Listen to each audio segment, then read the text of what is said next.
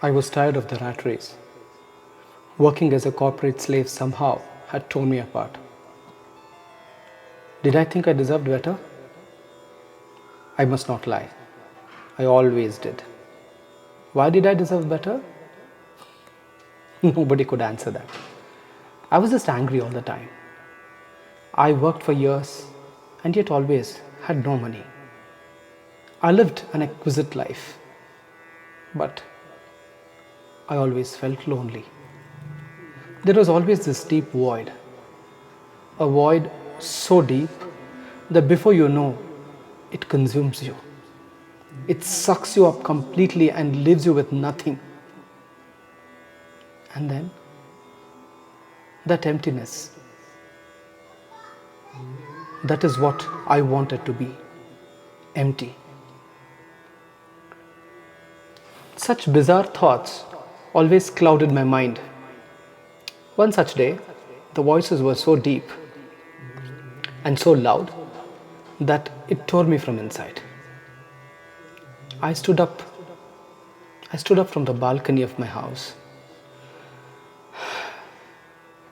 There, the whole building was below me, and I was ready to jump. Yes, I was ready to jump. I had reached that point. I was ready to jump.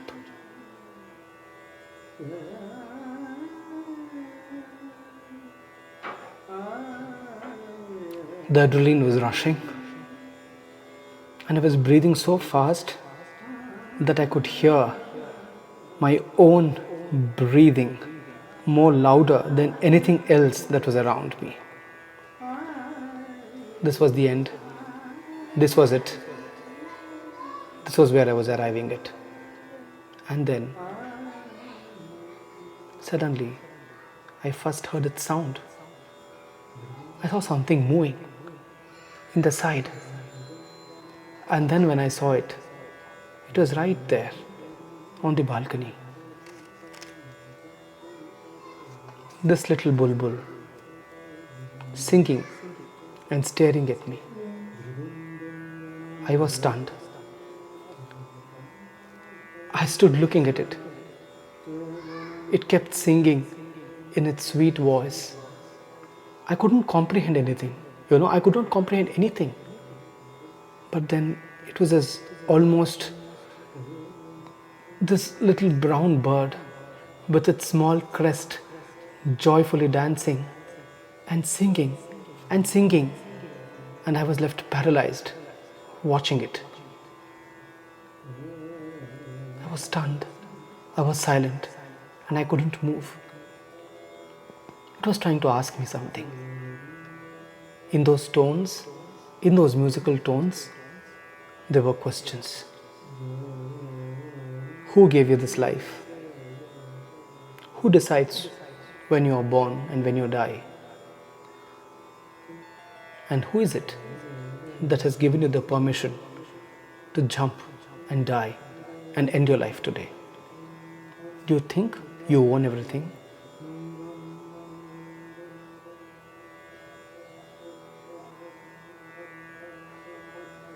I was totally consumed. I did not know the answers. I did not know the answers to these questions. It took me 2 minutes. I came back to my senses, and by then, the bulbul had flown away. I was transformed. Something in me had moved. Something had changed completely. I did not jump. I called the office.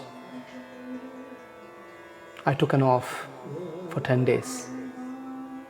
Booked a ticket. Blocked a room for a resort in the Kabini Wild Forest. Packed my bags and traveled. When the bird sang, it tried to tell me that I was already dead. A dead man need not die again.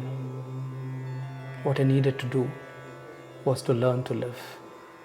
I needed life to sprout back in me. And I'm sure the wild forest will do that. And hence I travel in search for that life, in search for that meaning of why I must live and why I mustn't die. ಏನು ಜೀವನದರ್ಥ, ಏನು ಪ್ರಪಂಚದರ್ಥ,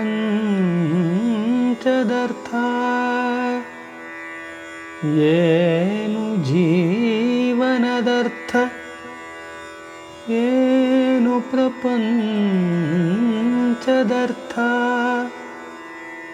ಏನು ಜೀವ ಪ್ರಪಂಚಗಳ ಸಂಬಂಧ,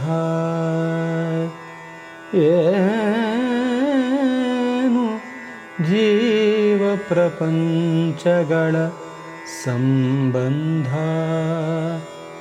ಕಾಣದಿಲ್ಲಿರ್ಪುದು ಏನಾನು ಉಂಟೆ,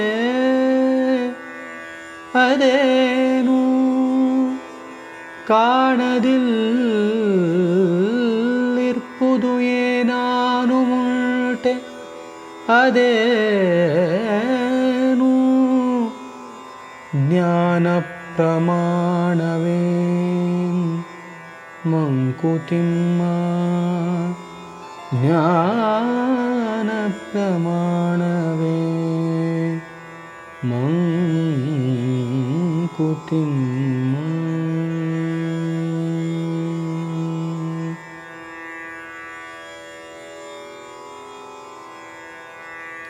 What is the meaning of this life?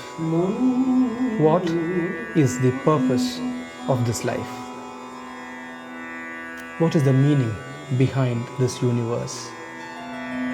What is the purpose behind this universe? What is the meaning behind this life coming into this universe?